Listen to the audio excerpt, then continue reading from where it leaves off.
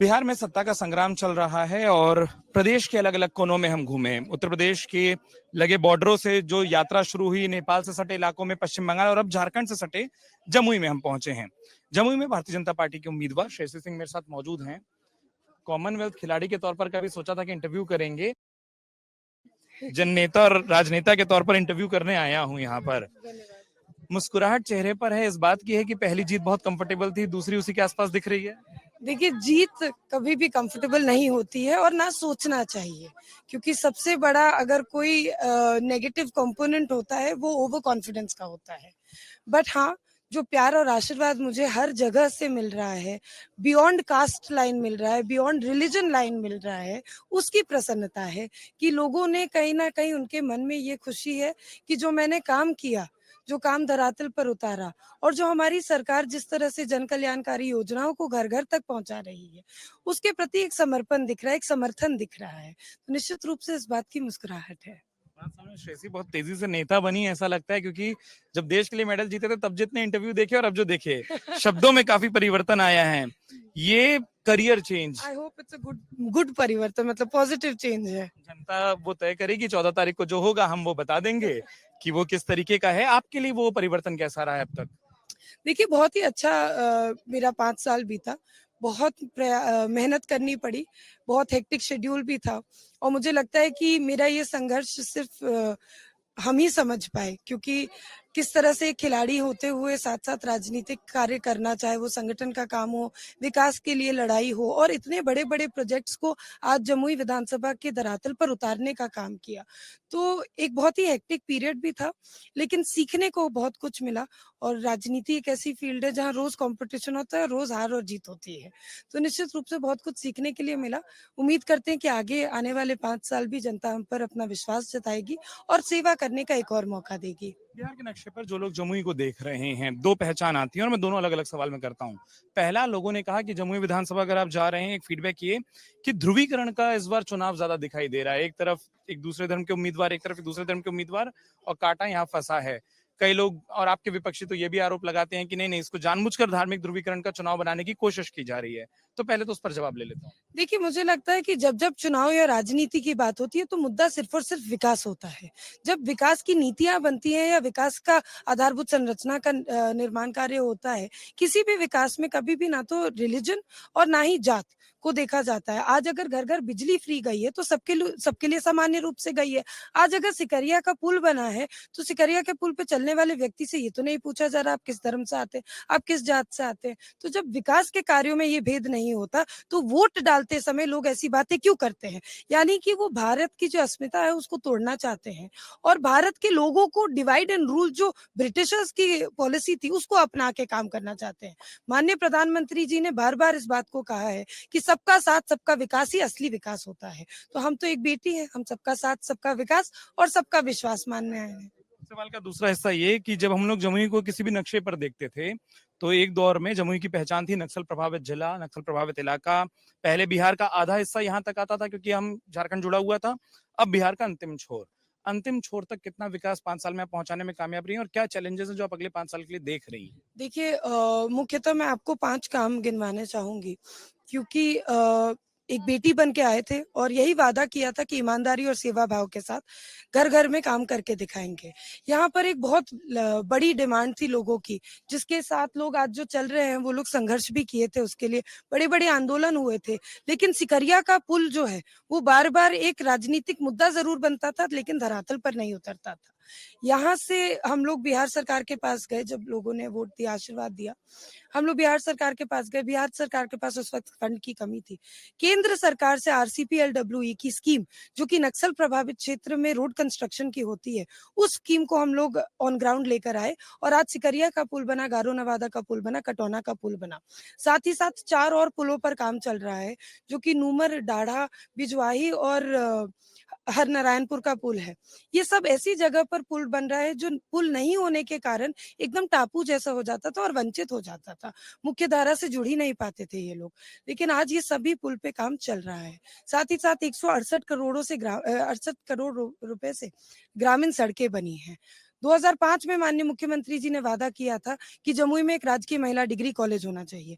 आप लोग अक्सर एक जंगल राज का कंपैरिजन करते हैं और गुड गवर्नेंस जो 2005 के बाद है उसका कंपैरिजन करते हैं। तो हम 2020 से पहले का जमुई और 2020 के बाद की जमुई का कंपैरिजन करते हैं।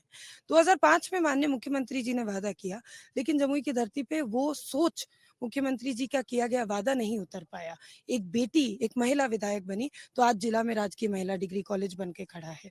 साथ ही साथ अगर प्रधानमंत्री जी एक तरफ रामलला का मंदिर बनवा सकते हैं और भारतीय जनता पार्टी का हर एक कार्यकर्ता उसको अपना मान के उसको उस संघर्ष को लेकर आगे बढ़ा और आज रामलला का मंदिर बना।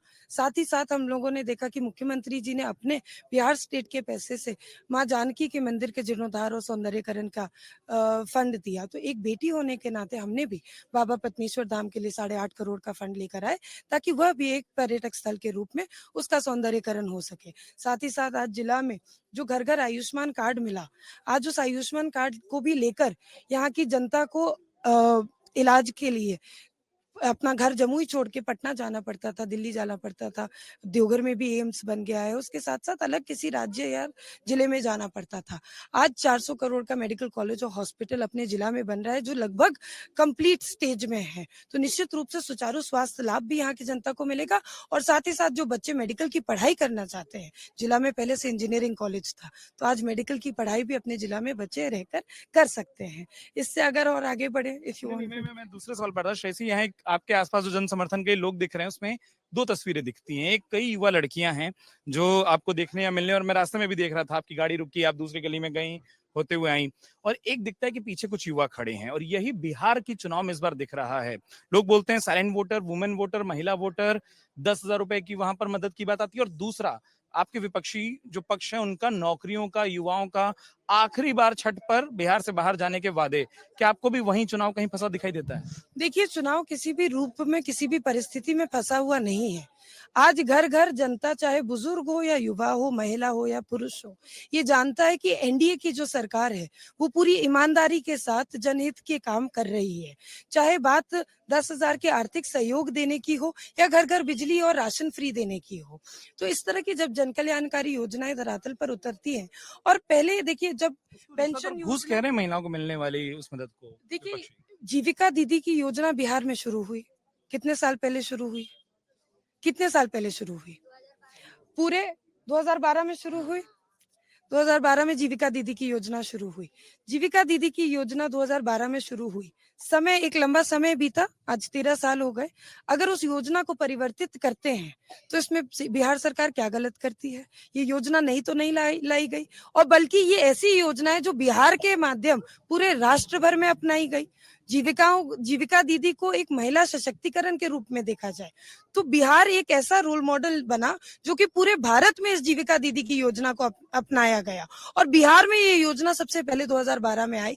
आज अगर उस योजना को हम परिवर्तित करके अगर उसको आर्थिक सहयोग के माध्यम से बहनों को आगे बढ़ाने का काम करते हैं तो क्या गलत करते हैं? मेरा पूरा जवाब सुनिएगा इस पर। दूसरी बात, समय के साथ अगर व्यक्ति परिवर्तित हो जाता है तो मुझे लगता है कि नीतियों का परिवर्तन भी अति आवश्यक है।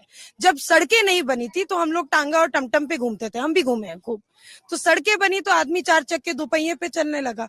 समय के अनुसार जब चीजें बदलती हैं तो नीतियों का परिवर्तन होना भी अति आवश्यक है। और दूसरी बात जो हम आपके माध्यम से लोगों के बीच में बताना चाहते हैं वो ये है कि एक तरफ आप बोलते हैं कि नीति बदली गई क्योंकि चुनाव आ गया, तो भाई आप भी 17 महीने के लिए सरकार में थे, आपने तो तब ऐसी कोई भी जन कल्याणकारी चीज नहीं की। आज मुख्यमंत्री जी ने अगर 125 यूनिट बिजली फ्री किया तो आप जब अभी 2 साल पहले आप जब सरकार में थे आप कम से कम 50 यूनिट तो फ्री करते, 75 यूनिट तो फ्री करते। बात है कि आपकी मंशा नहीं थी। जब एनडीए की सरकार बनी, जब नरेंद्र नीतीश का जब गठबंधन हुआ, तब जाके जन कल्याणकारी योजनाएं धरातल पर उतरी, तो आपने इसके लिए तो कोई काम नहीं किया। उसके बाद आप झूठ और जुमलेबाजी की राजनीति करते हैं, तो ये तो गलत है और लोग इस बात को पहचान रहे हैं। तो मेरा ज्यादा जवाब देना इसमें आवश्यक नहीं है। एक आखिरी सवाल पूछ रहा हूँ, जैसे आपने पिछले के पिछले जवाब में कहा कि राम मंदिर का जिक्र किया, सीता धाम का जिक्र किया, और उसके बाद आपने जो योगदान दिया वो जिक्र किया, फिर वही बात आ जाती है कि तीनों धार्मिक स्थल अगर एक ही धर्म के होंगे तो क्या ये ध्रुवीकरण पर या इन मुद्दों का जिक्र करना क्या ध्रुवीकरण की ओर ले जाने की संकेत दिखता है? नहीं, देखिए, जैसा हमने कहा कि आपने पूछा विकास के क्या कार्य हुए, तो विकास के कार्यों के ऊपर चर्चा करने में हमने तो सिकरिया पुल का और 6 पुल का भी नाम लिया। एग्जैक्टली राजकीय महिला डिग्री का कॉलेज का भी बात किया, स्वास्थ्य के लिए हमने मेडिकल कॉलेज और हॉस्पिटल का भी बात किया। आपको ये भी बताया कि जिला में इंजीनियरिंग कॉलेज भी है। अगर पर्यटक स्थल के रूप में किसी भी ऐसे धार्मिक स्थल को विकसित किया जा सकता है तो वो भी एक जनप्रतिनिधि का ही कर्तव्य है। उस कर्तव्य को मैंने बताया। इसका मतलब ये नहीं है कि विकास नहीं होगा। अगर वहां पे पर्यटक जब आएंगे तो हो सकता है टोटो से आएंगे, टेम्पो से आएंगे, गाड़ी से आएंगे, तो क्या उस गाड़ी टोटो टेम्पो का चालक मुस्लिम नहीं हो सकता या किसी अदर धर्म से नहीं हो सकता? वहां पे दुकानें बनेंगी तो क्या वो अदर धर्म के लोगों को दुकानें नहीं मिल सकती? तो विकास जब होता है तो सबका साथ सबके साथ विकास होता है। बहुत शुक्रिया श्रेयसी सिंह। और इनकी सिर्फ पहचान इतनी ना हो कि भारतीय जनता पार्टी के उम्मीदवार हैं, देश के लिए पदक जीता है, वो पहचान हमेशा बनी रहनी चाहिए। तो राष्ट्रमंडल खेलों की पदक विजेता और भारतीय जनता पार्टी की जमुई से उम्मीदवार श्रेयसी सिंह बता रही थी कि क्या उनके दावे हैं। 14 को परिणाम आएगा। एक अपील हम जो हर जगह करते हैं वो ये है कि किसी भी पक्ष को सुनकर चुनिए लेकिन वोट जरूर करिएगा। इस अपील के साथ इस बातचीत को यहीं विराम। अपना वक्त देने के लिए बहुत बहुत शुक्रिया श्रेयसी, बहुत बहुत धन्यवाद। अगर आप ये वीडियो YouTube पर देख रहे हैं तो हमारे चैनल को सब्सक्राइब कर बेल आइकन दबाएं और Facebook पर देख रहे हैं तो हमारे पेज को लाइक करें।